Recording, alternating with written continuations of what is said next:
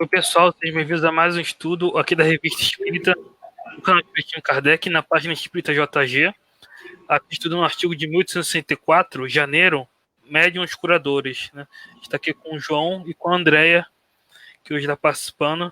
Então, muito obrigado, João, Andréia, muito obrigado a todos que estão vendo. Então, João, nos fale um pouco mais sobre esse artigo. Boa noite, boa tarde, queridos amigos e seguidores, ou bom dia, quem sabe alguém nos segue por uma manhã neste mundo maravilhoso que hoje nos permite reunirmos no mesmo momento, embora olhando para os nossos relógios e vendo horas diferentes. Sejam depois bem-vindos a mais um estudo da nossa Revista Espírita, nosso estudo semanal, hoje dedicado a este tema que aqui vemos, médiuns curadores. É um artigo de janeiro de 1864, baseia-se numas cartas que Kardec recebeu e o tema é exatamente a mediunidade de cura, nas suas várias variantes que o decorrer do texto nos irá mostrando. Nós vamos abordar o texto por partes, é um texto relativamente longo, iremos parando para irmos comentando. Incentivamos a todos a que também vão deixando os vossos comentários, as vossas perguntas, por forma a tornarmos mais enriquecedor este estudo que vamos todos empreender. Passemos, pois, então à nossa leitura. Médiuns curadores. Um oficial de caçadores, um oficial de caçadores é um militar de um regimento de caçadores, na época, espírita de longa data e um dos numerosos exemplos de reformas morais que o espiritismo pode operar, transmitiu-nos os seguintes detalhes. Caro mestre, aproveitamos as longas horas de inverno para nos entregarmos com ardor ao desenvolvimento de nossas faculdades mediúnicas. A tríade do quarto de caçadores, sempre unido, sempre vivo, inspira-se em seus deveres e ensaia novos esforços. Sem dúvida, desejais conhecer o objeto de nossos trabalhos, a fim de saber se o campo que cultivamos não é estéril. Podereis julgá-lo pelos detalhes seguintes. Desde alguns meses, nossos trabalhos têm como meta o estudo dos fluidos. Esse estudo desenvolveu em nós a mediunidade curadora. Assim, agora a aplicamos com sucesso. Há alguns dias, uma simples emissão fluídica de 5 minutos com minha mão foi suficiente para tirar uma nevralgia violenta. Há 20 anos, a senhora P. estava afetada por uma hiperestesia aguda ou exagerada sensibilidade da pele, moléstia que a retinha no quarto há 15 anos. Mora numa pequena cidade vizinha e, tendo ouvido falar de nosso grupo espírita, veio buscar alívio junto de nós. Partiu ao cabo de 35 dias completamente curada.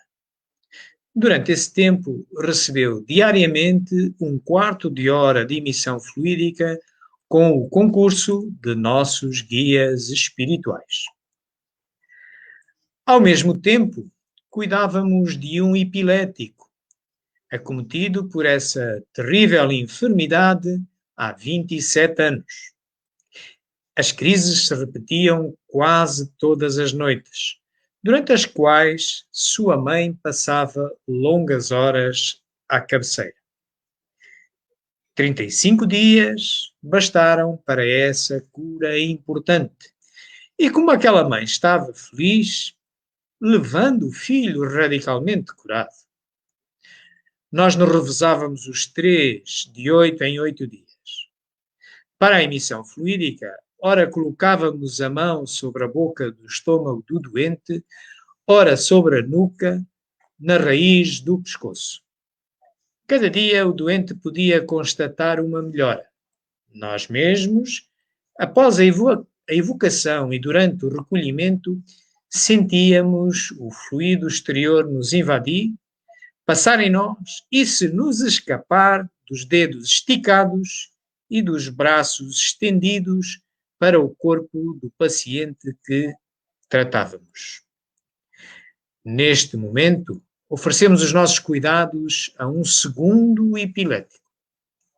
Desta vez, a moléstia talvez seja mais rebelde, porque é hereditária. O pai deixou nos 4 filhos o germe desta afecção. Enfim, com a ajuda de Deus e dos espíritos bons, esperamos reduzi-la em todos eles. Caro mestre, reclamamos o socorro de vossas preces e da dos nossos irmãos de Paris. Para nós, esse concurso será um encorajamento e um estímulo aos nossos esforços. Depois, vossos espíritos bons podem vir ao nosso auxílio, tornar o tratamento mais salutar e abreviar a sua duração. Como bem podeis imaginar, só aceitamos como recompensa, e já deve ser bastante, a satisfação de ter feito o nosso dever e obedecido ao impulso dos espíritos bons. O verdadeiro amor do próximo traz consigo uma alegria sem mescla e deixa em nós algo de luminoso que encanta e eleva a alma. Assim, procuramos, tanto quanto nos permitem nossas imperfeições, compenetrarmos-nos dos deveres do verdadeiro espírita, que mais não são do que a aplicação dos preceitos evangélicos. O Sr. G. Diel deve trazer-nos o seu cunhado, que um espírito malfazejo subjuga há 2 anos. Lamennais, nosso guia espiritual, encarrega-nos do tratamento dessa rebelde obsessão. Deus nos daria também o poder de expulsar os demónios? Se assim fosse, só teríamos de nos humilhar ante tão grande favor, em vez de nos orgulharmos. Quanto maior ainda não seria para nós a obrigação de nos melhorarmos para testemunhar o nosso reconhecimento e para não perdermos dons tão preciosos. Meus amigos, vamos parar por aqui, antes mesmo de entrarmos nos comentários de Kardec sobre este assunto. E, para já, poderíamos talvez abordar esta questão, se os amigos estiverem de acordo, buscando a distinção entre magnetismo e mediunidade curadora ou de cura. Será que há diferenças? Será que uma engloba a outra? Queridos amigos, o que vocês pensam? Posso começar? Primeiro, boa noite, boa tarde a todos, uma alegria participar aqui com os amigos desse estudo, né? E muito feliz de todos ali no chat acompanhando. Bom, vamos lá, João. Quando estudando a Gênese, mais precisamente a respeito da mediunidade de cura, a gente observa que, falando em mediunidade de cura, ela é um pouco mais rara do que essa capacidade de aprender a manipular os fluidos ou o que nós estamos aqui falando, o magnetismo, né? Essa mediunidade de cura, ela precisa de um médium, e um médium de cura é um médium de efeitos físicos, segundo as informações que nós temos. Por quê? Porque os fluidos agem diretamente na matéria. Esse médium de cura, muitas vezes, ele nem tem noção que é um médium que proporciona a cura. Ele, às vezes, os espíritos se utilizam desses fluidos animalizados, dessa produção intensa de fluidos, para agir, para acelerar os processos de cicatrização, para reparar, como diz lá, trocar uma molécula malsã por uma molécula sã. Então, nesse processo todo, muitas vezes esse médium não nem faz ideia que está servindo ali de intermediário, mas alguns agem voluntariamente, né, sabendo dessa capacidade. O interessante é que ela acontece tão naturalmente que muitas vezes eles nem precisam estar concentrados para realizar aquilo. Agora, o magnetismo, essa capacidade, exige esse conhecimento dos fluidos. Quando você começou a leitura, esse espírito relatou que ele, aprendendo a respeito de fluidos, aprofundando, ele tomou conhecimento de como agir, utilizando o seu pensamento e a sua vontade para agir nos fluidos, manipular nos fluidos e, através da cura fluídica, auxiliar aos companheiros. Bom, vou parando por aqui, deixar o Eric e depois o João fazerem os comentários restantes. Excelente comentário da Andrea, né? Eu queria ter um texto, né, que eu escrevi. Eu não sei se dá para ler, né? Se tá bom para ler, mas aqui no livro dos médiuns, no item 175, Kardec vai fazer essa diferenciação, né? Esse é um artigo que eu escrevi, que está lá no Luz Espírita, que diz assim: diremos apenas que este gênero de mediunidade consiste principalmente no dom que possuem certas pessoas de decorar pelo simples toque, pelo olhar, mesmo por um gesto, sem o concurso de qualquer medicação. E se há, sem dúvida, que isso não é mais do que magnetismo. Evidentemente, o fluido magnético desempenha aí importante papel. Porém, quem examina cuidadosamente o fenômeno, sem dificuldade reconhece que há mais alguma coisa. A magnetização ordinária é um verdadeiro tratamento seguido, regular, metódico. No caso que apreciamos, as coisas se depressam de modo inteiramente diverso. Todos os magnetizadores são mais ou menos aptos a curar, desde que saibam conduzir-se convenientemente. Ao passo que nos médiuns curadores, a faculdade é espontânea e alguns até a possuem sem jamais terem ouvido falar de magnetismo. Então, é interessante, a André já tinha falado, né, que na mediunidade curadora muitos são médiuns curadores sem saber, né, e a diferença que Kardec coloca é essa mesma, né. Na magnetização ordinária, o tratamento é metódico e regular, seguido, né, ou seja, às vezes precisa de várias sessões de magnetismo para curar, né? Já na mediunidade curadora, às vezes cura pelo simples toque, pelo simples olhar, como diz aqui, né? Então, a intervenção de uma potência oculta fica mais evidente na mediunidade curadora. Embora na magnetização você também possa ter auxílio dos espíritos, né? E eu queria recomendar também que vocês estudassem lá no capítulo 14 da Gênese, né, dos fluidos, que a André também citou, é muito, muito importante. Enfim.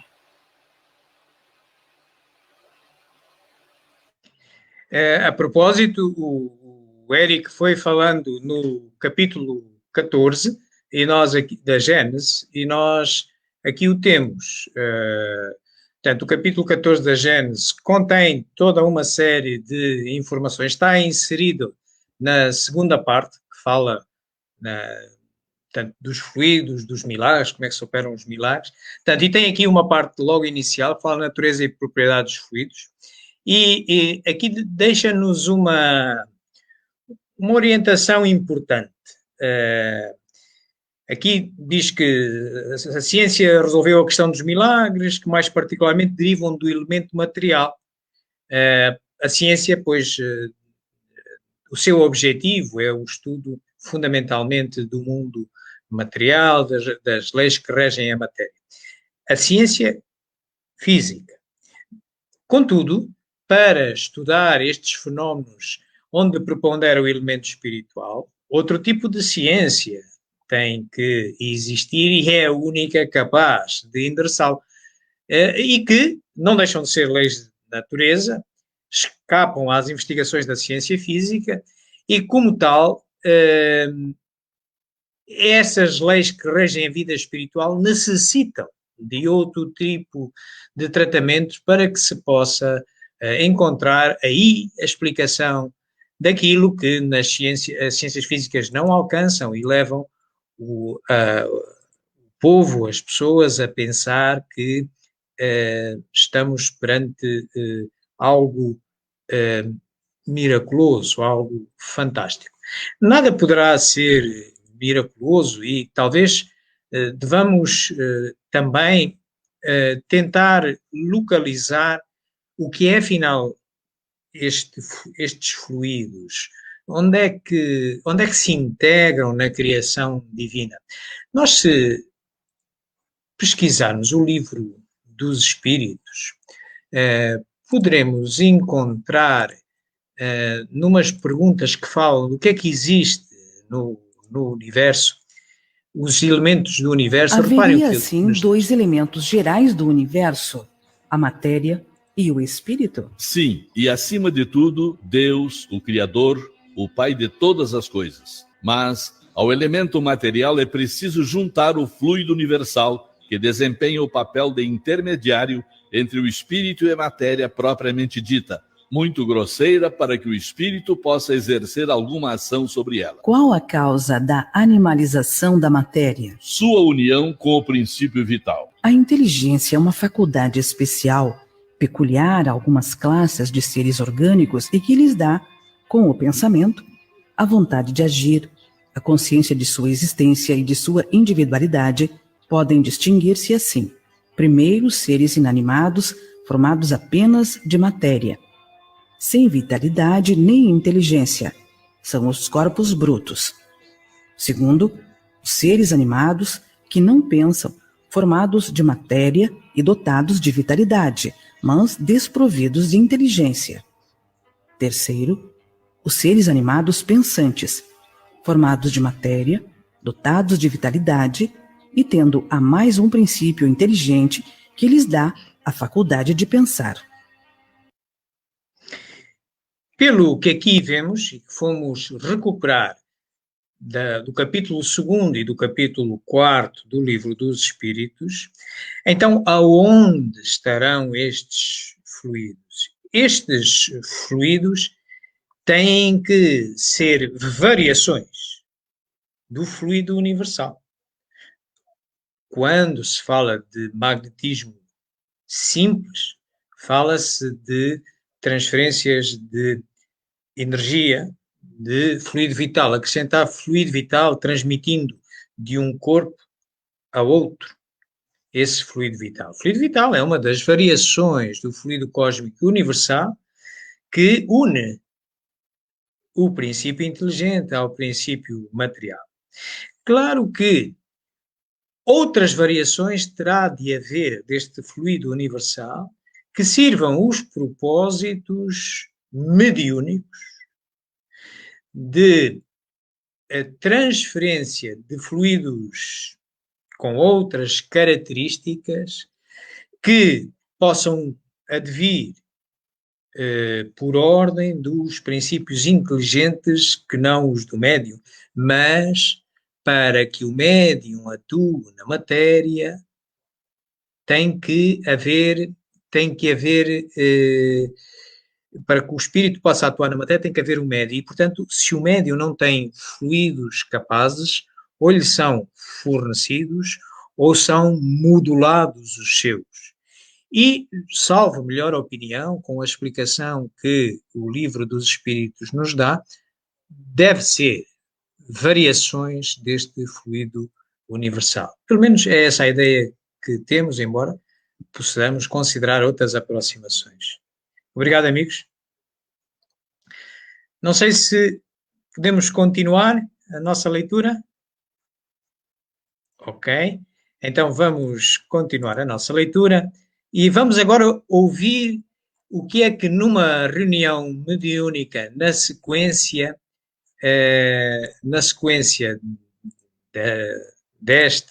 da leitura destas cartas, o que é que os espíritos acabam por dizer a Kardec, qual é a opinião que eles emitem.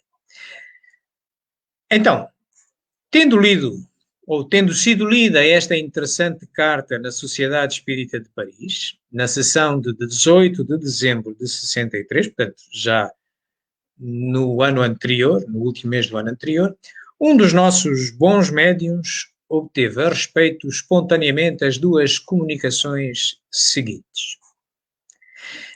Existindo no homem, em diferentes graus de desenvolvimento, em todas as épocas, a vontade tem servido tanto para curar quanto para aliviar.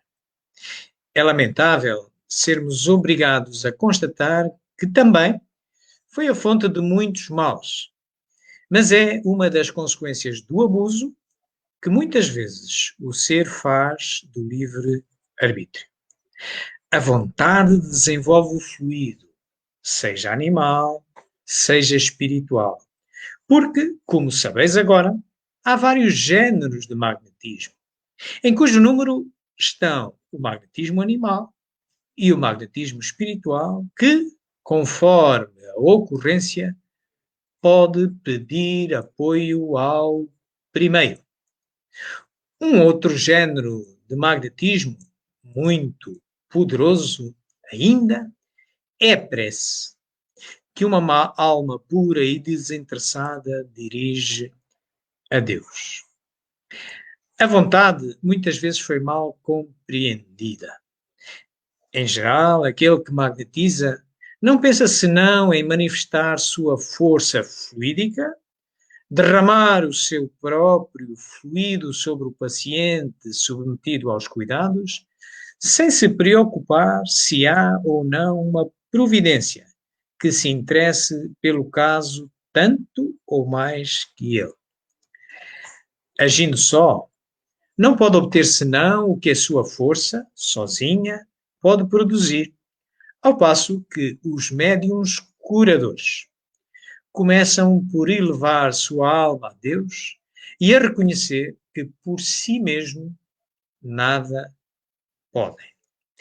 Meus amigos, iríamos parar por aqui, e eu até sublinho esta questão, de novo para refletirmos outra vez sobre a diferença que já vínhamos apontando logo de início, que afinal parece existir entre aquele que, agindo apenas com uma capacidade magnética,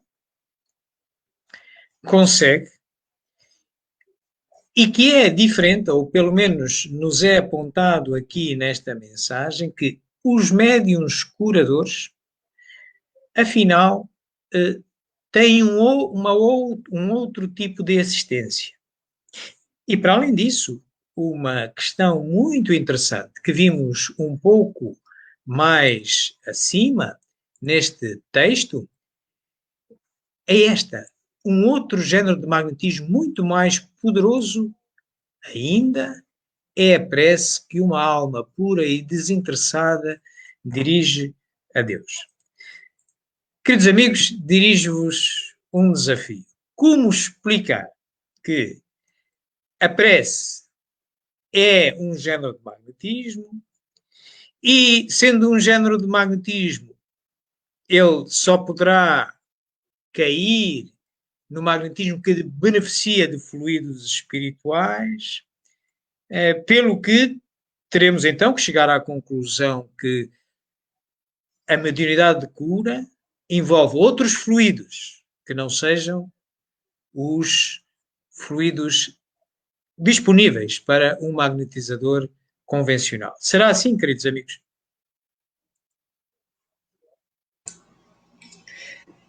Aproveitar a bondade do Eric, vou falar primeiro.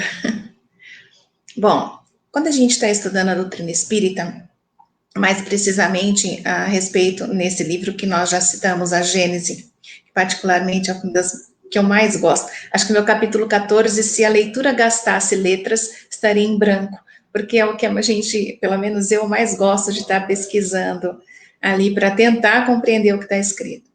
Mas ali, 14, 15, 13, vários capítulos da Gênese, elas vão explicando a respeito de fluidos. É muito interessante. E fala-se que, a respeito do magnetismo, existe um magnetismo humano, aquele produzido pela própria vontade do ser encarnado, o magnetismo espiritual, acabamos de ler a respeito, aquele produzido pelos espíritos, e o humano espiritual, quando se mistura, quando junta, quando trabalha juntos. Quando a gente está falando em prece, prece é algo maravilhoso, mas não aquela prece que muitas vezes a gente fica repetindo, muitas vezes, sem pensar, sem sentir. Mas na codificação já traz as explicações dos espíritos e também as conclusões de Kardec, dizendo que o nosso pensamento, a nossa vontade numa prece sentida, numa prece colocada ali os nossos sentimentos, as nossas boas intenções e os pensamentos, ela é muito poderosa. E ali colocou como um gênero de magnetismo. Com a prece, nós agimos no fluido através do pensamento e da vontade, atraímos espíritos bons para perto de nós e conseguimos auxiliar a nós mesmos e aos próximos. Então, a gente fala também da prece intercessória, intercedendo por alguém ou por alguma situação. É muito legal pensar que nesse texto ele fala que o magnetizador ou o curador, ele precisa ter recolhimento, ele precisa trabalhar em prol da sua melhora, ele precisa contar, demonstrar que está ali apto a receber também o amparo e o auxílio dos amigos espirituais, e que muitas vezes sozinho ele não vai conseguir nada. Nós sempre precisamos agir no bem, atrair espíritos amigos para potencializar esses fluidos, auxiliar muitas vezes nessa cura. Perfeito. Excelente o que a Andrea colocou, né, dessa questão que fala lá no capítulo 14 do magnetismo humano, né, semi-espiritual, né, e o humano espiritual, né. Porque é exatamente isso, né? Normalmente, né, no centro espírita, o que se aplica é o magnetismo humano e espiritual, né? Você tem a ação do magnetizador e do espírito, né? Ao mesmo tempo, né? E pela prece, o magnetizador atrai esse concurso. Eu queria compartilhar de novo a tela que eu coloquei aí para mostrar esse texto aqui da Revista Espírita de setembro de 1865, né? Da mediunidade curadora, que Kardec vai dizer o seguinte, né? O médium curador recebe o influxo fluídico do espírito, ao passo que o magnetizador tudo tira de si mesmo. Mas os médiuns curadores, na estrita acepção da palavra, isto é, aqueles cuja personalidade se apaga completamente ante a ação espiritual, são extremamente raros, porque essa faculdade elevada ao mais alto grau requer um conjunto de qualidades morais raramente encontradas na Terra. Então é interessante isso aqui, que Kardec ele usa, às vezes ele usa a palavra médium curador para falar de um sentido mais amplo, né? E às vezes ele usa num sentido mais restrito, como ele diz aqui, na estrita acepção da palavra. Nessa acepção restrita, é algo raro, ele diz, né? Ele diz que é algo raríssimo na Terra, que é quando o magnetizador, a ação do magnetizador quase se apaga ante a ação espiritual, né? Ou seja, é mais um magnetismo espiritual do que semi-espiritual, né? Só queria colocar isso, né? Esse médium curador, no sentido estrito, ele é algo raro na Terra, né? A maioria dos magnetizações são semi-espirituais, né? Tem ação tanto do magnetizador quanto do espírito.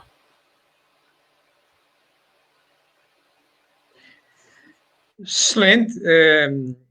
Realmente, para além destes apontamentos e referências que o Érico nos foi deixando, e também a Andrea já, e ela já referiu uma certa apetência por uma obra fundamental em que realmente, dada a sua natureza científica, nos explica isto maravilhosamente bem.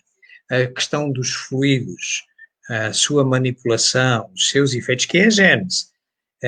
Não só no capítulo 14, mas nos seguintes também.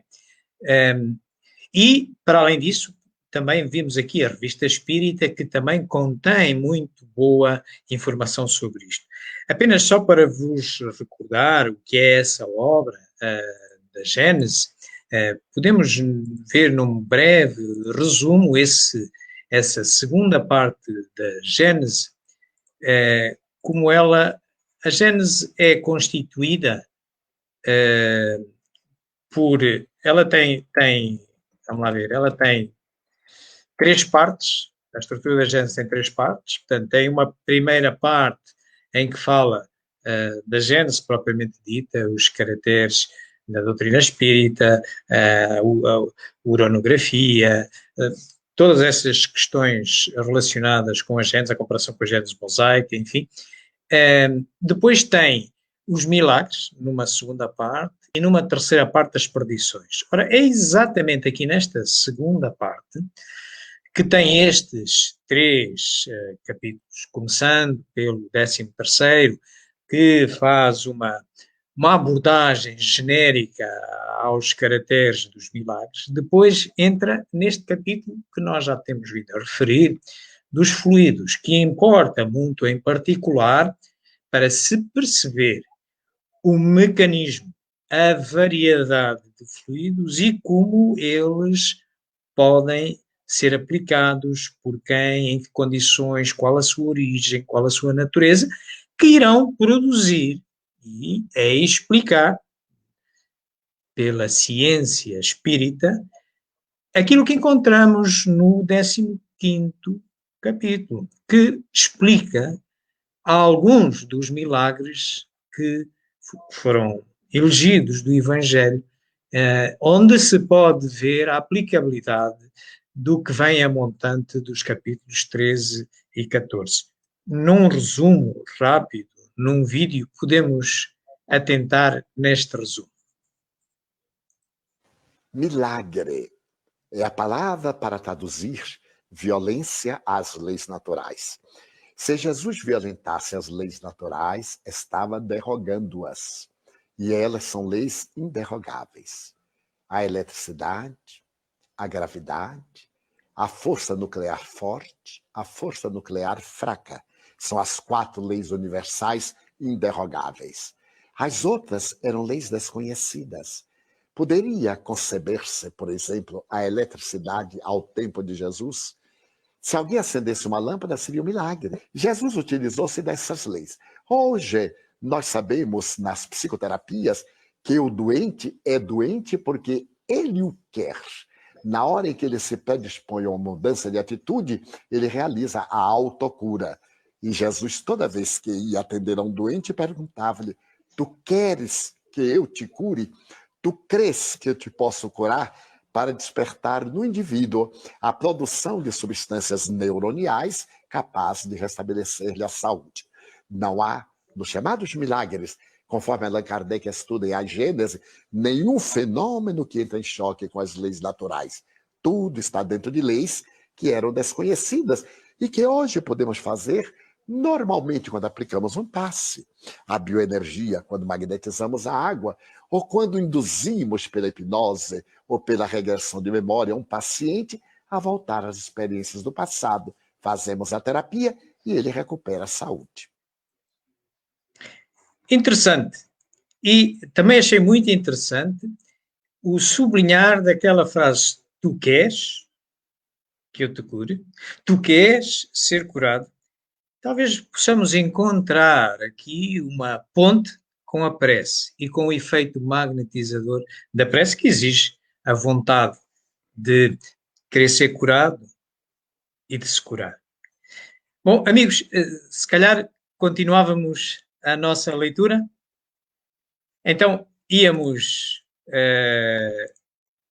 voltar a onde estávamos, que tínhamos uma explicação mediúnica daquilo que se vinha a passar. Tínhamos ficado aqui.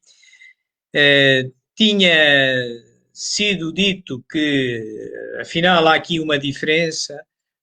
Os médiuns curadores recebem algo mais para produzir os efeitos que não se chega lá só pela força fluídica. E mais adiante ele vem então dizer que fazem por isto mesmo um ato de humildade, de abnegação.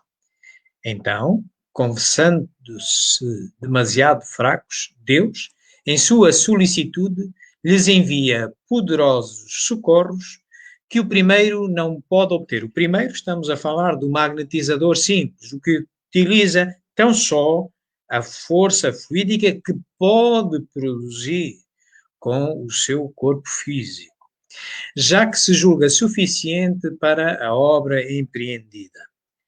Deus sempre recompensa a humildade sincera, elevando-a, ao passo que rebaixa o orgulho. Este socorro que envia são os espíritos bons, que vêm penetrar o médium do seu fluido benfazejo, o qual é transmitido ao doente. Também é por isto que o magnetismo empregado pelos médiuns curadores é tão potente e produz essas curas classificadas de miraculosas e que são devidas simplesmente à natureza do fluido derramado sobre o médium. É muito importante, fazemos aqui uma paragem, é muito importante exatamente a explicação da diferença dos efeitos conseguidos por um médium curador ou apenas a capacidade fluídica ou magnética sem a intervenção dos fluidos espirituais que a espiritualidade possa derramar sobre o médium e utilizá-lo. E ele termina esta mensagem de Mesmer, é o espírito que se comunica. Enquanto o magnetizador ordinário se esgota, muitas vezes inutilmente, em dar passes, o médium curador infiltra um fluido regenerador pela simples imposição das mãos, graças ao concurso dos espíritos bons. Mas esse concurso só é concedido à fé sincera e à pureza de intenção. E sublinhamos, antes de irmos meditar e refletir neste comentário de Mesmer, um homem muito interessado na sua vida encarnada nestas questões do magnetismo. Então, amigos, do que estamos aqui a ver, será que poderemos concluir que todo e qualquer ser humano pode utilizar o magnetismo, tem em si recursos magnéticos, ou é necessário que ele tenha alguma forma de ligação com a vida espiritual, com Deus, com a oração, ou que seja médium? É uma capacidade orgânica ou tão só mediúnica? O que é que os meus amigos pensam? Uma capacidade natural a todos, né? Que todos podem agir nos fluidos, todos agimos nos fluidos, todos podem auxiliar. Como também pode utilizar os fluidos para algo não bom, como a gente leu. Mas não é especificamente apenas de médiums, é para todos aqueles que aprendem a manipular os fluidos, aprendem a controlar seu pensamento e sua vontade. Não vale se a gente também não se esforçar numa melhora íntima, porque os pensamentos que são recorrentes no meu dia a dia, eles me acompanham, eles classificam os meus fluidos. Os fluidos têm variações, e uma dessas nomenclaturas a gente vai pensar em fluidos perispirituais, que estão ali sempre ao nosso redor, digamos assim. E eles têm as características imediatas do meu pensamento e da minha vontade. Aí, de repente, se eu tenho pensamentos que não são bons, atitudes que não são boas, ou depressivas, ou tristes, ou de revolta, ou com ódio, qualquer uma ligada às nossas imperfeições, de repente, como eu vou conseguir imediatamente ter fluidos bons para auxiliar? É lógico que eu vou transformando, e se eu me esforçar para essa modificação, eu consigo fluidos de boa qualidade para auxiliar. Mas respondendo a sua pergunta, João, é uma capacidade de todos, né? Não somente de médiuns ou de escolhidos. Perfeito, o que a André colocou, né? Uma capacidade natural, né? Porque todos os encarnados têm fluidos, né?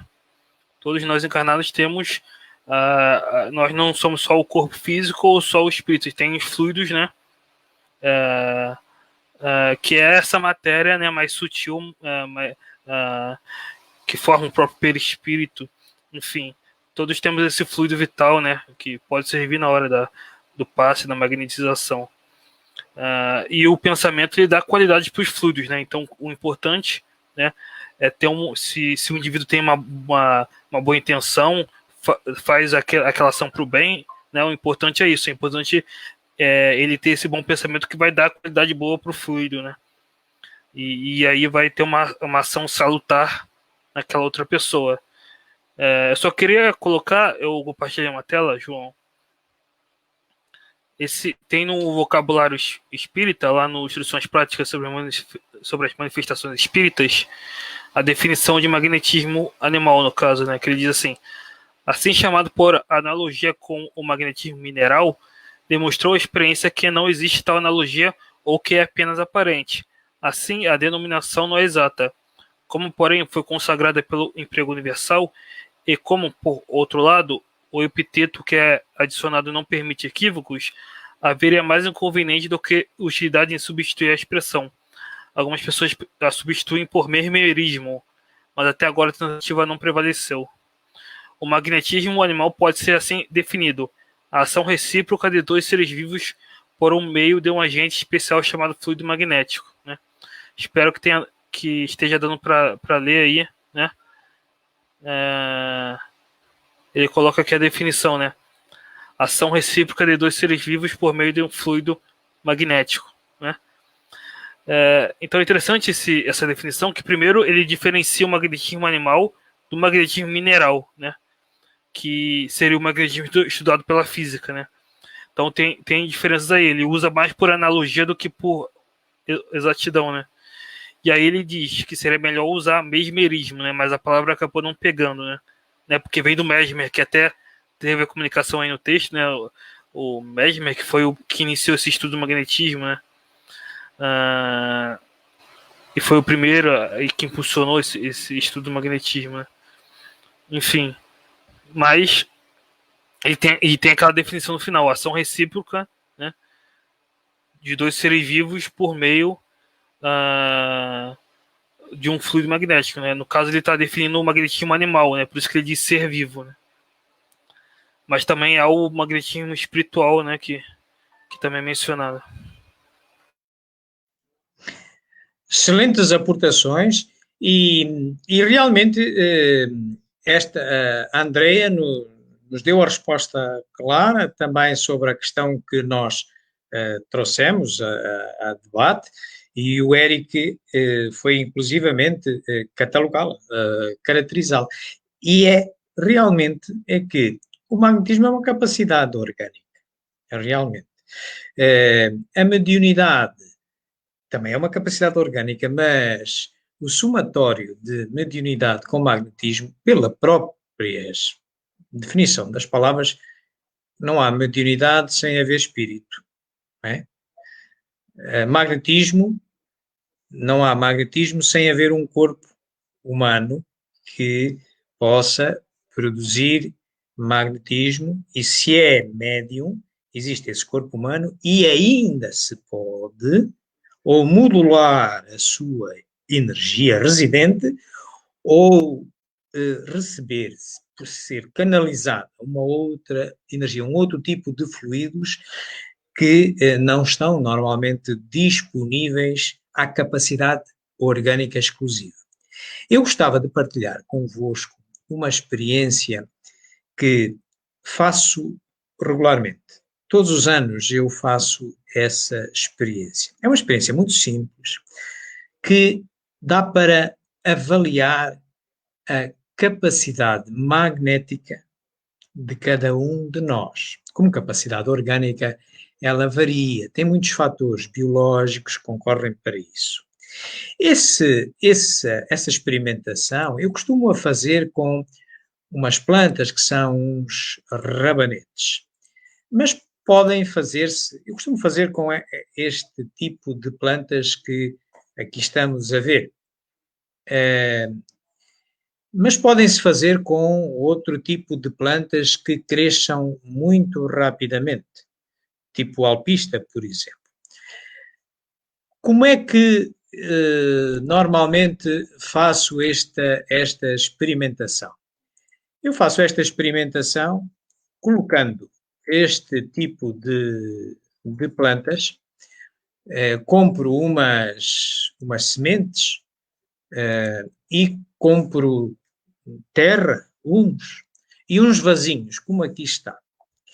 E associo em grupos de 3, podem ser mais. Por que é que eu associo em grupos de 3? Associo em grupos de 3 porque, como é uma semente que vai para cada um destes vasos, eu quero garantir que pelo menos uma em cada 3, porque pode haver alguma semente que não esteja em condições, uma em cada 3 me vai permitir observar resultados. Depois, divido isto, digamos que em 2 grupos. Um grupo que é apenas tratado, este grupo que está aqui em cima, em que é apenas tratado com água. Portanto, eu tenho um grupo que trato com água, 3 vasozinhos que trato com água, tem lá uma semente, e tenho um outro grupo, que neste caso está aqui embaixo, que até pus ali uma fita azul, em que trato com água mais passe. Imposição das mãos, puro e simples. Magnetismo, mesmerismo, puro e simples. Depois vou observando os resultados. Devo dizer que me abstenho aqui, nesta experimentação, de utilizar a prece. É uma experimentação física, apenas para medir a minha capacidade magnética.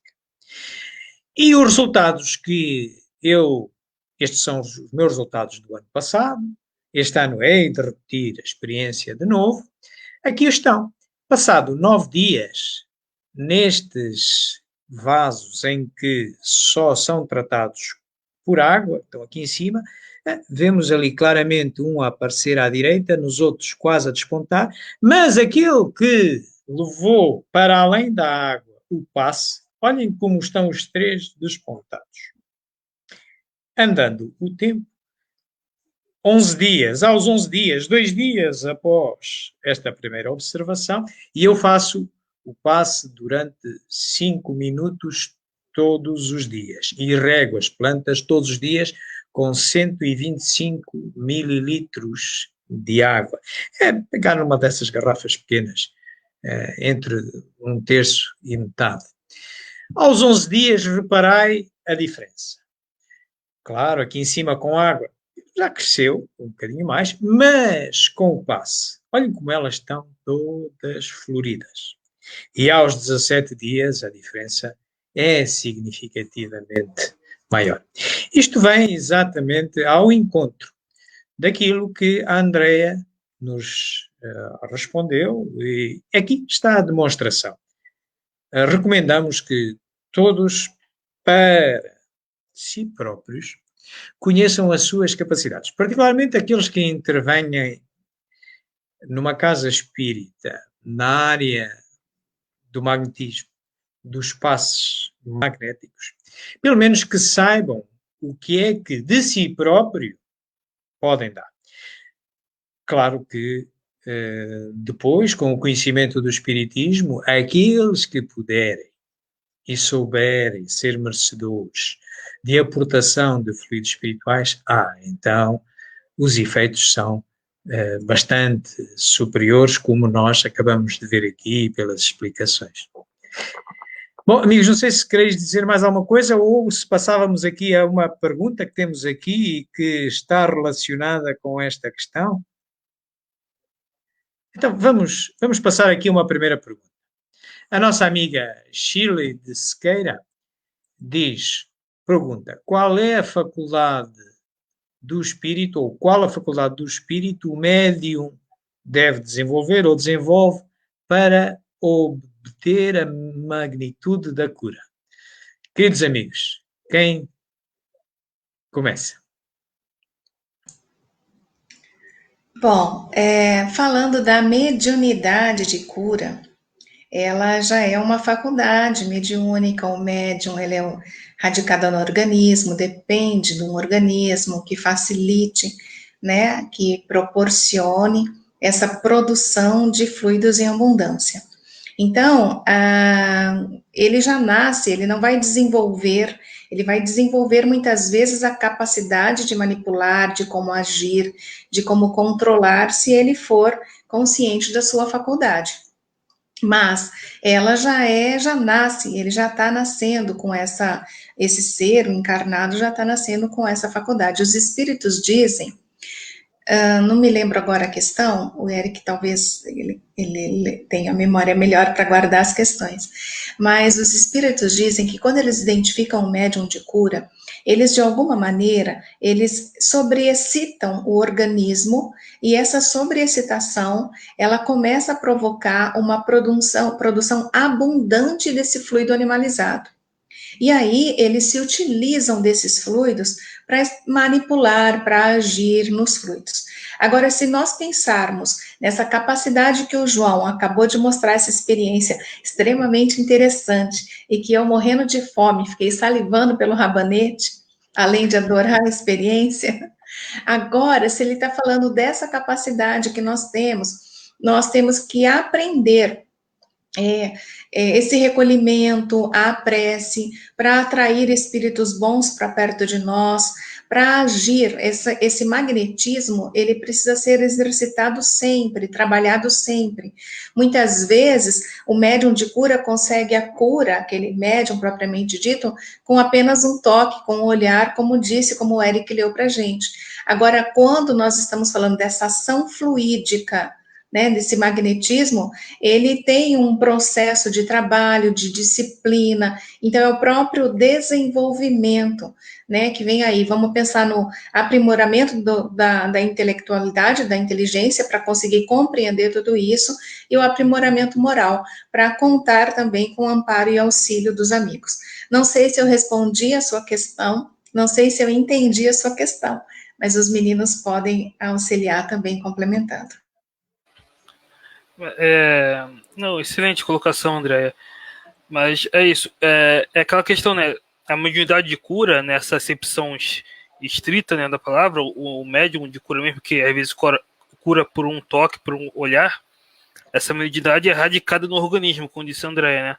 Então, a pessoa nasce com aquela aptidão e como eu coloquei lá, é raro, né, na Terra.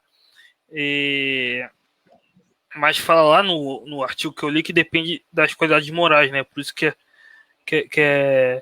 é tão raro na Terra, né? Mas a mediunidade que é radicada no organismo você pode desenvolver também, né? Tem um capítulo do livro dos médiuns que fala do desenvolvimento da mediunidade, né? Lá fala mais da psicografia, né? Quando fala do desenvolvimento da mediunidade no livro dos médiuns. Mas pode se aplicar a todas as outras faculdades, né? Pode ser desenvolvidas pelo exercício, né? Pela prática, né? Vai se desenvolvendo. E nesse caso, acho que o magnetismo, né? que todos nós podemos ter, também desenvolve pela prática, pelo exercício, né? Acho que também seria dessa forma. Excelente, julgo que estará bem coberta e não estaremos a deixar dúvidas aos nossos telespectadores. Há aqui uma pergunta também afim, que é feita pela nossa amiga Teófana, que diz: já vi um palestrante falar que tem pessoas que têm um dom de curar só pelo toque. Uma pergunta muito interessante, Teófana. Vamos partir do princípio que o palestrante estará a ser literal. Estará a dizer que observou, que tem conhecimento, que uma determinada pessoa tem esse dom de curar só pelo toque. É um pouco, não sei se é metafórico ou não, mas nós também vemos isto, se consultarmos os evangelhos, também naquela forma parabólica, como são descritos alguns milagres do Cristo, também é falado no simples toque. Bom, eu confesso não conhecer uma potência magnética tão forte, não pude ainda assistir a uma potência magnética tão forte que materializasse as parábolas de Cristo. Mas admito que seja possível, admito que com as explicações que nós vimos naquela segunda parte da gênese dos fluidos, e pela vontade, pela potência do magnetizador, a capacidade de atração, se ele for médium, de atração de boas vontades espirituais, o toque em si é um toque, nem precisa toque, nem boa realidade, porque o toque, a transmissão energética não requer isso. Naquele exemplo que estivemos a mostrar, eu não toquei nem no vaso, nem na planta, não se faz necessária. A emissão de energia não se faz necessária. Quem na casa espírita trabalha com as áreas do passe magnético, inclusivamente até por questões de respeito e sensibilidade física, é recomendado que não toque. Não toque na pessoa, não é necessário. Portanto, eu diria que é possível, não vejo porque não. Não reconheço absoluta necessidade do toque, não reconheço. Talvez seja uma questão parabólica, uma reprodução de algo que se lê nos Evangelhos de Cristo, mas confesso, gostaria de ver alguém com uma potência tão grande. Ainda não vi. Não sei, queridos amigos, se quereis complementar. Bom, quando a gente pensa, literalmente, em simples toque, a gente tem que também lembrar de tudo que está por trás, né? Desse processo de fluidos que muitas vezes a gente está começando a compreender e nem entende ao certo, com a rapidez que acontece, com a diferença de tempos que nós temos entre aqui no mundo de encarnados e na espiritualidade. Mas também, acima de tudo, o que a gente não pode esquecer, a misericórdia divina, a bondade divina, que aonde, utilizando logicamente dentro das suas leis, né, nada fugindo às leis, nada derrogando as suas leis, muitas coisas são possíveis, inclusive essa cura. Também como João, já acompanhei casos de cura, não com tanta potência, mas também, imaginem, como diz ali, a substituição de moléculas que não estão boas, mal sãs, por sãs.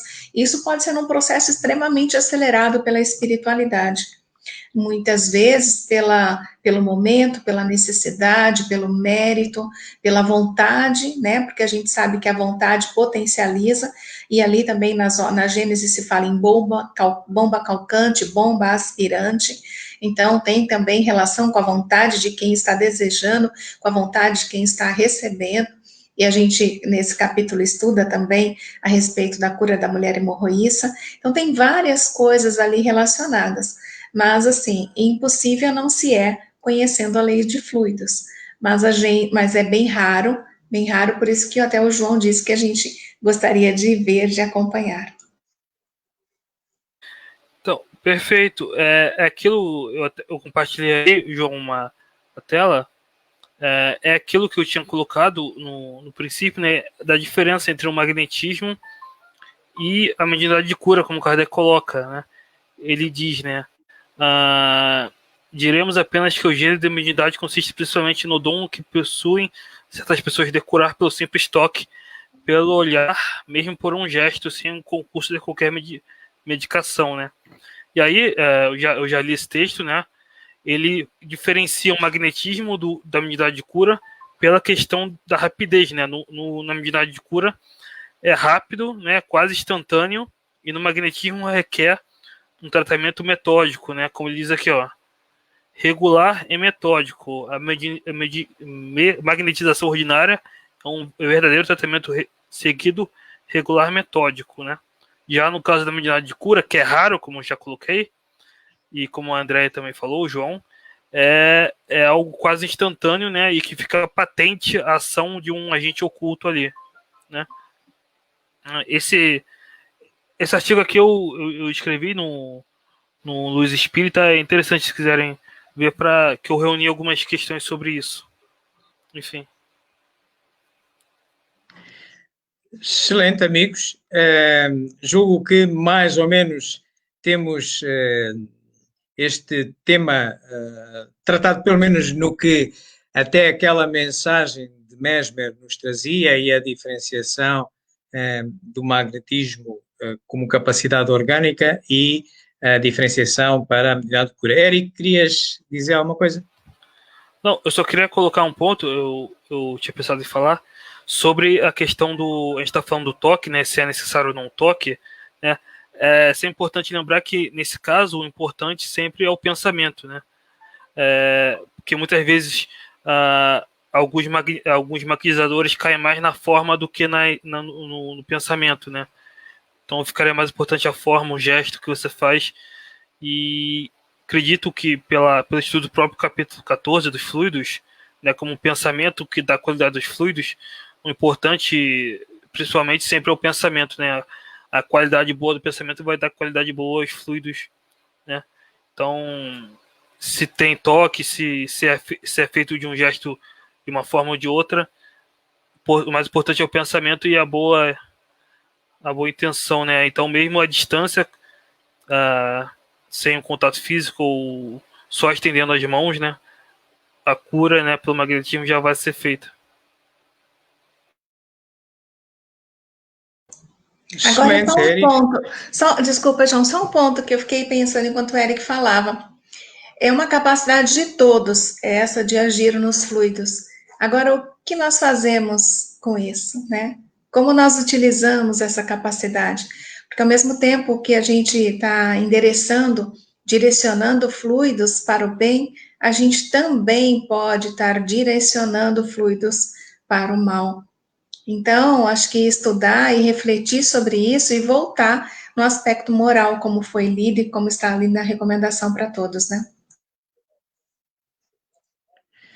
Excelente aportação esta também da Andreia, que também me sugere uma outra ideia que decorre de alguma experimentação também feita. Há bastante experimentação sobre a terapia de imposição de mãos. Por exemplo, nos Estados Unidos, quem hoje se dirige a uma emergência médica pode optar, solicitar uma terapia por imposição das mãos, porque a ciência física já reconhece que a capacidade mediúnica é orgânica e há pessoas que têm mais capacidade que outras e podem ajudar no processo. É possível, nos Estados Unidos já é possível. E há muita investigação universitária também. Por exemplo, eu posso tentar mostrar-vos aqui um estudo universitário de uma universidade portuguesa, que é da Universidade Católica aqui do Porto. Temos aqui este estudo, por exemplo, em que são estudados os efeitos fisiológicos das terapias de imposição de mãos, fazendo-se uma revisão sistemática da literatura. E aqui para o final tem toda uma série de estudos, se vocês depois quiserem procurar, só para vos mostrar a quantidade de estudos que há, o tipo de estudos, o que é que fizeram. Muitos deles são estudos em que utilizam cobaias. Por exemplo, está aqui um estudo com o Reiki, há alguns estudos com humanos, enfim, mas um destes estudos me chamou a atenção, que tem foi feito o estudo da seguinte maneira. Foram estudos com humanos, os pacientes, portanto, são os mesmos pacientes, e os magnetizadores também são os mesmos magnetizadores. Contudo, dividiram os magnetizadores em 3 grupos. Um grupo foram magnetizadores tibetanos, indivíduos que dominam a capacidade da meditação. Meditação entendida como esvaziar de ideias e concentração naquele trabalho. Pôr todos os meus problemas fora, concentrar-me só naquilo. Eu quero ajudar. Eu quero curar. Ok? Queres ser curado? Queres curar? Portanto, eu quero curar. E estes tibetanos eram um grupo. Um outro grupo pegaram em magnetizadores profissionais, comerciais, pessoas que, tendo uma capacidade notável magnética, até ganham a vida nisso. Como é possível nos Estados Unidos, há pouco vos disse, optar numa emergência médica por ter um tratamento de terapia de mãos. E um terceiro grupo foram buscar religiosos que tinham uma ideia da influência magnética, uma ideia de que apenas funcionam como médiuns, como meios de condução de energias que Deus e os espíritos e tal, eles é que vão fazer tudo. E então, o que é que resultados se obteve? Resultados interessantes. O grupo que melhores resultados obteve foi o grupo de magnetizadores tibetanos, que tinham uma rara capacidade de meditação, esvaziando completamente dos seus problemas, concentrados apenas em ajudar aqueles que precisavam. Estes foram os que obtiveram melhores resultados.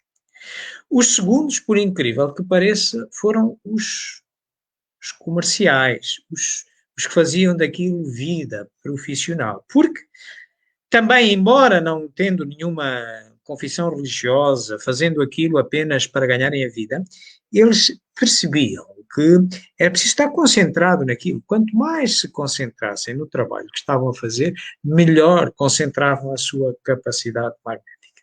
E, por último, os religiosos, que pensavam que tudo seria feito pelos espíritos. Também obtiveram alguns resultados, sem dúvida. Mas não se aperceberam que eles próprios têm uma capacidade orgânica que podem manipular e podem utilizar em favor do outro. Mas relegaram aquilo para segundo plano e enquanto estavam ali com as mãos e tal, e os espíritos e Deus que trata disto, e eu estou a pensar nos meus problemas. Isto, um dos dados da experimentação. A experiência segue e depois experimenta-se a ver os resultados do ponto de vista dos receptores. E então também se chega a experiências engraçadas, que é, se por um lado nós estamos a ver a técnica de transmissão, por outro lado vamos observar a técnica de recepção. E como é que foi feita? Foi experimentando com pessoa crente que aquela transmissão de energias, eu quero ser curado. Aquilo que dizia ali Divaldo Franco, repetindo Jesus Cristo. Tu queres ser curado? Ok? Portanto, eu quero ser curado. Eu creio nisto. Eu estou convencido disto. Portanto, e é como o receptor de passe na casa espírita faz diferença. Aquele que vai lá e se concentra, ora, no momento, concentra-se naquilo, quer ser curado. Do que aquele que, e esse era um segundo grupo de referência, portanto, de estudo, em que eram as pessoas que, isto dá-me igual, pode ser que sim, pode ser que não, ok, senta-te ali, está bem, pode ser que não. Este, um outro grupo. Por fim, um grupo de pessoas que oferecem resistência, pessoas que não acreditam naquilo, mas está bem, se é para a experiência a gente vai experimentar. É fácil de ver, os resultados são melhores naquele que quer ser curado, crê naquilo, percebe como funciona, e é pior naquele que não compreende aquilo. Está bem, e se calhar, não, estão a contar uma história, não tem valor. Portanto, isto, de facto, quando se fala aqui neste artigo, falava-se de vontade.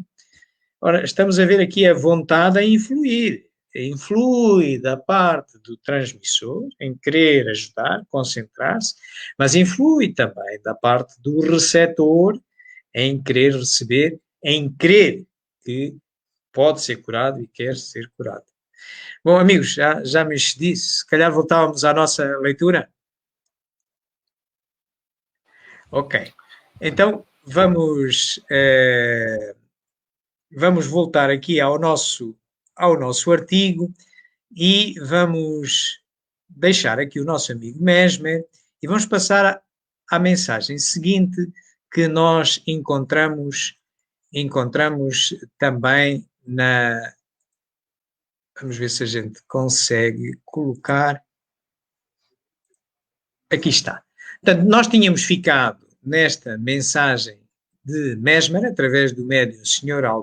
Albert, e na sequência temos uma outra mensagem. E então começa assim. Uma palavra sobre os médiuns curadores de que acabais de falar. Estão todos nas mais louváveis disposições. Têm a fé que transporta montanhas, a tal vontade de que falávamos. O desinteresse que purifica os atos da vida e a humildade que os santifica. Que perseverem na obra da beneficência que empreenderam. Que bem se lembrem de que aquele que pratica as leis sagradas ensinadas pelo Espiritismo aproxima-se constantemente do Criador. Que, ao empregarem sua faculdade, a prece, cá está de novo a prece que há pouco tínhamos falado que pode ser um poderoso ato magnético, que é a vontade mais forte, ligada à vontade, seja sempre o seu guia, o seu ponto de apoio. Em toda a sua existência, o Cristo vos deu a mais irrecusável prova da vontade mais firme.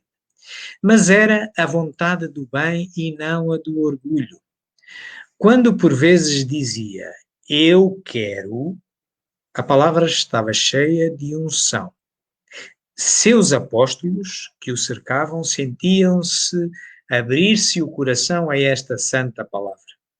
A doçura constante do Cristo, sua submissão à vontade do Pai, sua perfeita abnegação, são os mais belos modelos da vontade que se possa propor, por exemplo.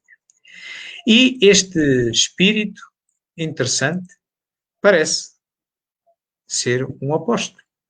Paulo, através, de novo, do médium Sr. Albert, aqui nos falando, de facto, da vontade. E continua Kardec dizendo que algumas explicações farão compreender facilmente o que se passa nesta circunstância. Sabe-se que o fluido magnético ordinário pode dar a certas substâncias propriedades particulares ativas. Neste caso, age de certo modo como agente químico, modificando o estado molecular dos corpos. Nada há, pois, de admirável que possa modificar o estado de certos órgãos. Mas, igualmente, se compreende que sua ação, mais ou menos salutar, deve depreender de sua qualidade. Daí as expressões bom ou mau fluido, fluido agradável ou penoso. Na ação magnética propriamente dita, é o fluido pessoal do magnetizador que é transmitido, e esse fluido, que não é senão o perispírito, sabe-se que participa sempre, mais ou menos, das qualidades materiais do corpo, ao mesmo tempo que sofre a influência moral do espírito. É, pois, impossível que o fluido próprio de um encarnado seja de pureza absoluta. Razão, porque a sua ação curativa é lenta, por vezes nula, por vezes até nociva, porque pode transmitir ao doente princípios mórbidos. Pelo facto de um fluido ser bastante abundante e energético para produzir efeitos instantâneos de sono, de catalepsia, de atração ou de repulsão, não se segue absolutamente que tenha as necessárias qualidades para curar. É a força que derruba e não o bálsamo que suaviza e restaura. Assim, há espíritos desencarnados de ordem inferior, cujo fluido pode mesmo ser muito maléfico, o que os espíritas a todo instante têm ocasião de constatar. Só nos espíritos superiores o fluido perispiritual está despojado de todas as impurezas da matéria. Está, de certo modo, quintessenciado. Por conseguinte, sua ação deve ser mais salutar e mais imediata. É o fluido benfazejo por influência. Visto que não pode ser encontrado entre os encarnados, nem entre os desencarnados vulgares, faz-se mistério dilo aos espíritos elevados, como se vai procurar em regiões distantes os remédios que não encontramos na nossa terra. O médium curador pouco emite do seu próprio fluido. Sente a corrente do fluido estranho que o penetra e ao qual serve de conduto. É com esse fluido que magnetiza, e aí está o que caracteriza o magnetismo espiritual e o distingue do animal. Um vem do homem, o outro dos espíritos. Como se vê, nada há nisso de maravilhoso, mas um fenómeno resultante de uma lei da natureza que não se conhecia. Meus amigos, eu parava por aqui porque me está a ocorrer algo que às vezes nós ouvimos falar nas casas espíritas. Passes mistos. Será que se refere, quando ouvimos falar nas casas espíritas, de ser um passe misto, haver um passe mediúnico, haver um passe magnético? O que é que os meus amigos, pelo menos no Brasil, aqui em Portugal fala-se nisso, por isso eu estou a colocar. Não sei se no Brasil assim é também. O que é que os meus amigos podem aportar sobre isso? João, é passe misto, ou humano e espiritual, ou humano ou magnético espiritual, né? Então, é a qualidade de passe em que não necessariamente precisa ser médium ou estar mediunizado, mas que associa a ação da sua própria vontade com a ação dos espíritos. Parecido com o exemplo que você citou, onde o passista auxilia com os fluidos que lhe são próprios e os espíritos que auxiliam aquela reunião, aquele encontro, aquele trabalho, também se aproveitam para repassar os seus fluidos espirituais no instante, para que aquele assistido seja beneficiado. Pelo menos a casa espírita que eu trabalho, os passes são assim, são mistos, não são médiums, não tem passe mediúnico, né?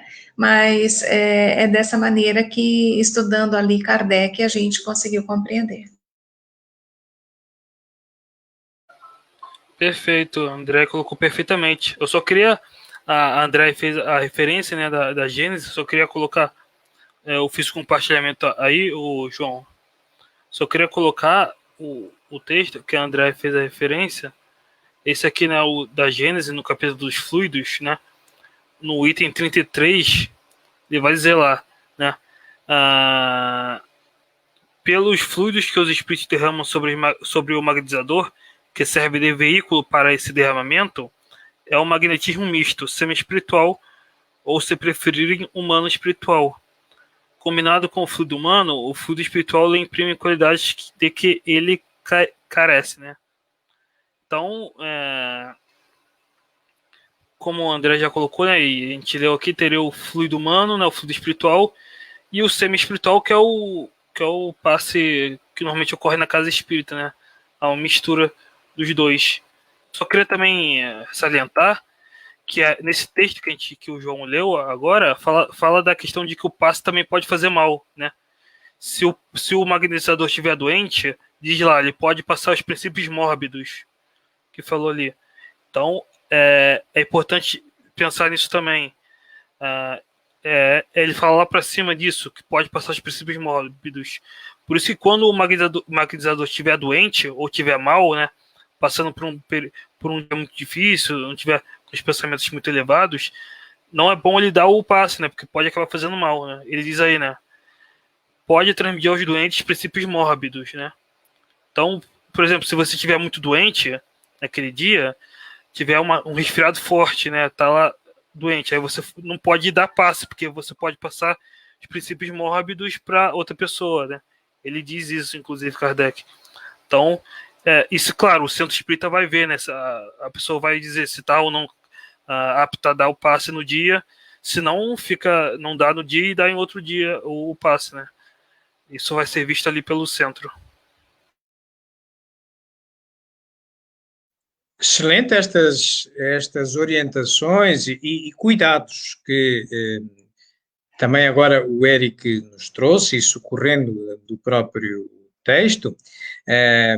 Isso vem dar entrada. Aqui uma pergunta que temos aqui que é muito interessante, da nossa amiga Berki, da Venezuela, que nos pergunta se a pessoa que está a dar o passe, a fazer, portanto, a emitir a terapia magnética, não está em harmonia moral, o resultado pode ser adverso para aquele que está recebendo.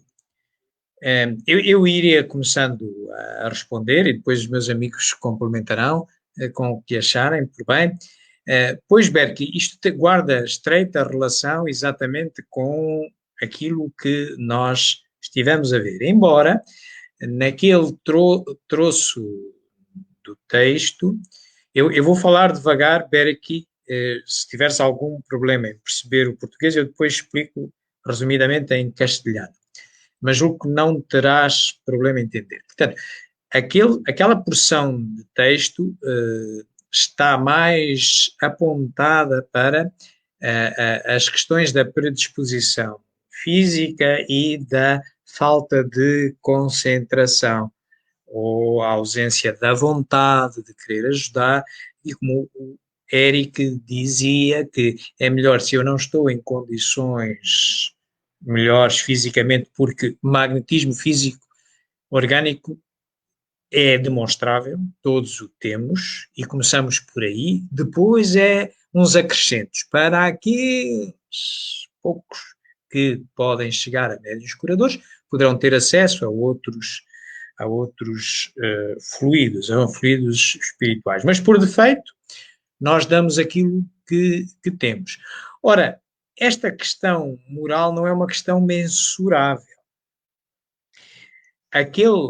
Não sei se tiveste oportunidade de acompanhar aquela experimentação que mostramos aqui com aquelas plantas. Qualquer magnetizador, independentemente da sua moralidade, entre aspas, vai obter efeitos. É claro que a ciência espírita, que estuda fluidos para além do que as nossas ciências físicas conseguem para já abranger, consegue mostrar pela experiência que pessoas, de facto, que saibam utilizar a prece convenientemente, que tenham essa dita harmonia moral no sentido, no mínimo, de querer ajudar, querer fazer a caridade da ajuda, sim, poderão atrair outros fluidos. Não seria justo que um simples receptor, sentado no centro espírita, recebendo um passe magnético, não conhecendo o passista, porque ele haveria de recolher efeitos adversos apenas advindos da moralidade que ele não conhece, do passista, não parece que seja justo. Deve haver aqui uma lógica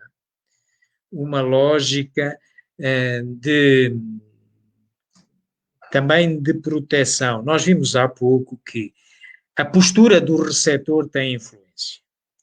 Se o receptor quiser ser curado, saiba como se processa, não é, de certeza, um mau passista que o vai influenciar. Até porque também tem as suas influências espirituais que o protegem.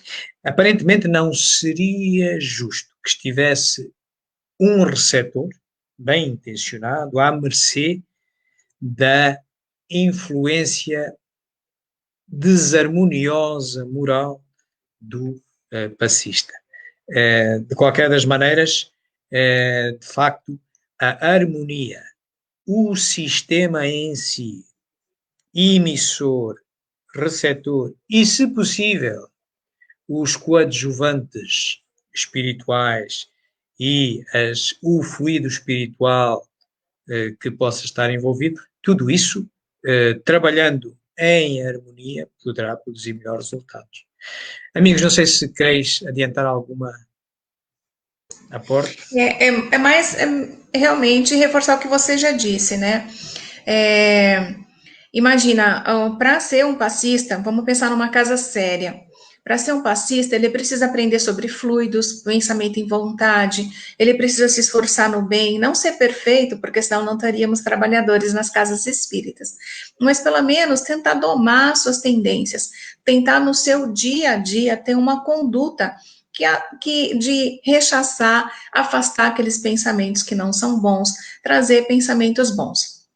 Agora, no momento da aplicação do passe, estando numa casa segura, num ambiente bem assistido, como o João falou, não seria justo chegar alguém para receber o passe e eu, como passista, estou ali, não estou bem e acabar prejudicando. Então, a espiritualidade tem a capacidade de intervir nesse processo.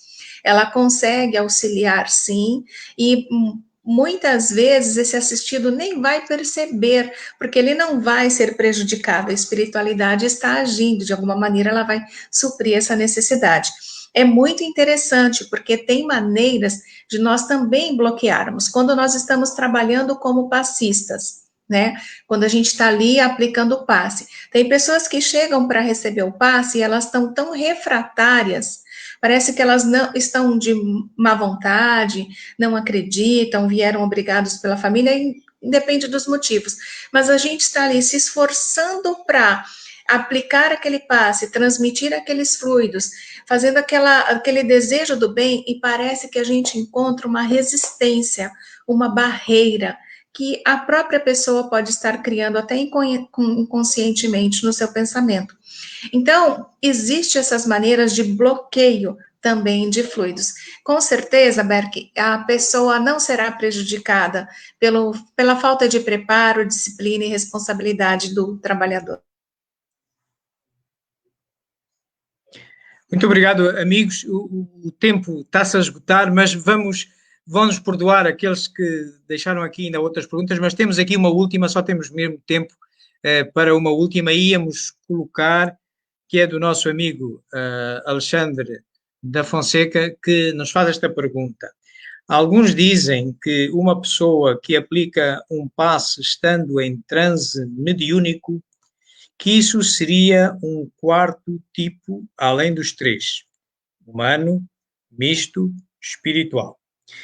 Mas isso não está incoerente com a doutrina? Isto é, se um passista aplica o passe estando mediunizado, isso não constitui a modalidade mista, já que continua havendo os fluidos do passista e do espírito? Eric, queres começar tu? Acredito que seja realmente um magnetismo misto, né? Eu acredito que todas as formas de magnetismo se encaixam. Acho que nesse ponto Kardec já fechou a questão. Todas as formas de magnetismo já se encaixam nessa questão: humano, misto e espiritual, né? Não precisaria de uma quarta. Eu acredito que seja assim. Andréa? Opa, não estava conseguindo abrir. Oi, Ale, obrigada pela pergunta. Concordo com o Eric. Também acho que seria incoerente se Kardec fala em 3 tipos, querer classificar o mediúnico como um quarto. Então, Kardec já poderia ter falado a respeito. Eu acho que se fosse algo diferente, considerado um quarto tipo. Então, acredito que se encaixe também nessa mediunidade, nessa modalidade mista, como o Eric falou. Só isso, João. Bom, meus amigos, a minha opinião é concordante com quer a afirmativa do Alexandre, quer o que já a Andrea e o Eric disseram. Realmente não estou a ver, com o conhecimento que temos, não estou a ver que possa haver aqui um quarto tipo. A mediunidade curadora, para haver mediunidade tem que haver espírito, mas tem que haver médium. Para haver cura tem que haver magnetismo, seja no mínimo fornecido pelo gerador animal, que é o corpo do médium, ou também ainda misturado com fluidos espirituais. Então, mas se é misturado com fluidos espirituais, é misto. Se é um passe misto, portanto, não estou a ver que se o médium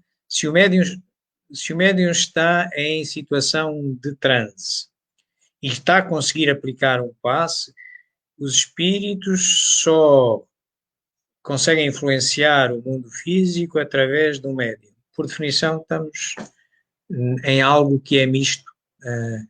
Estamos de acordo contigo, Alexandre, na premissa que tens e estamos todos em acordo. Não deverá haver aqui uma quarta versão. Bom, Eric? Mas é isso, pessoal. Obrigado a todos que comentaram, que curtem, compartilhem, se inscrevam, né? Muito obrigado a André, ao João. Muito obrigado a todos que assistiram. E nos vemos no próximo vídeo, no próximo podcast. Então, até o próximo, pessoal. Boa noite, queridos amigos. Até a nossa próxima oportunidade.